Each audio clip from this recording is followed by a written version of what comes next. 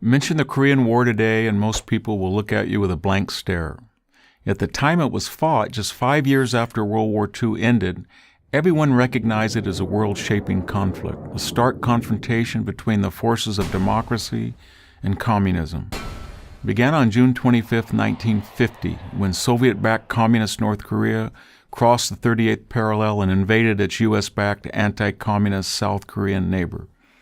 Within weeks, the communists had nearly absorbed the entire country. The United States at first was confused over whether it should or even could respond.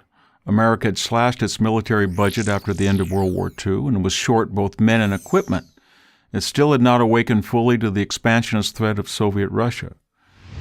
The Soviets, buoyed by their own recent development of an atomic bomb and Mao Zedong's communist victory in China, sensed America's lack of resolve and encouraged the North's aggression.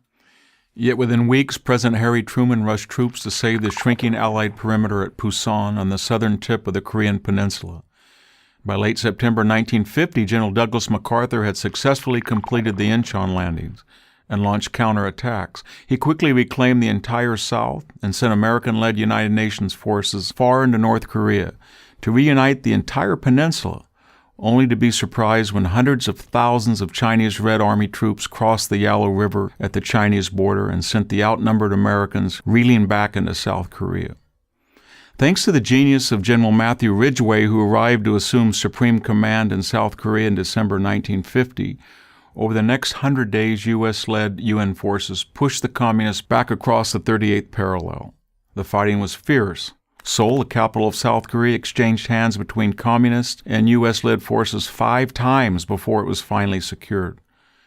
During the years 1952 and 1953, the war grew static, neither side able to deliver a knockout blow. Eventually, the conflict ended with a tense armistice in July 1953. For over the next 60 years, a Cold War persisted between the Stalinist North and what by the 1980s had evolved into the democratic economic powerhouse of South Korea. Over 35,000 Americans died in the Korean War. The war marked the first major armed conflict of the nuclear age, and one in which the United States had not clearly defeated the enemy and thus not dictated terms of surrender. Was fighting the Korean War and restoring the South without uniting the entire peninsula worth the huge cost in blood and treasure? The natural dividend of saving the South was the evolution of today's democratic and prosperous South Korea that has given its 50 million citizens undreamed of freedom and affluence, and has blessed the world with top-flight products from the likes of Hyundai, Kia, LG, and Samsung.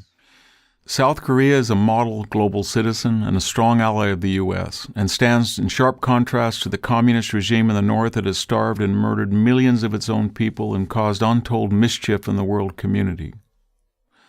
Had it not been for U.S. intervention and support to the South, the current monstrous regime in Pyongyang would now rule all of Korea, ensuring its nuclear-armed dictatorship even greater power and resources.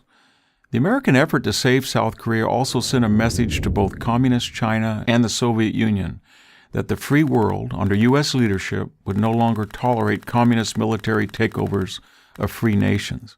The resulting deterrence policy helped to keep the communist world from attempting similar surprise attacks on Japan, Taiwan, and Western Europe. Finally, the Korean War awakened the United States to the dangers of disarmament and isolationism and led to the bipartisan foreign policy of containment of global communism that in 1989 finally led to the collapse of the Soviet Union and with it victory in the Cold War. The Korean War was an incomplete American victory in its failure to liberate North Korea and unite the peninsula, but a victory nonetheless, and not just from a military perspective, but from a moral one as well. The reason 35,000 Americans died in Korea was to keep at least half the Korean people free.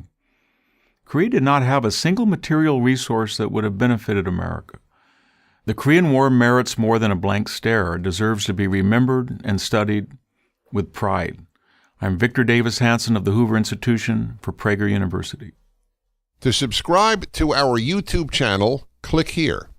To help keep our videos free, donate here.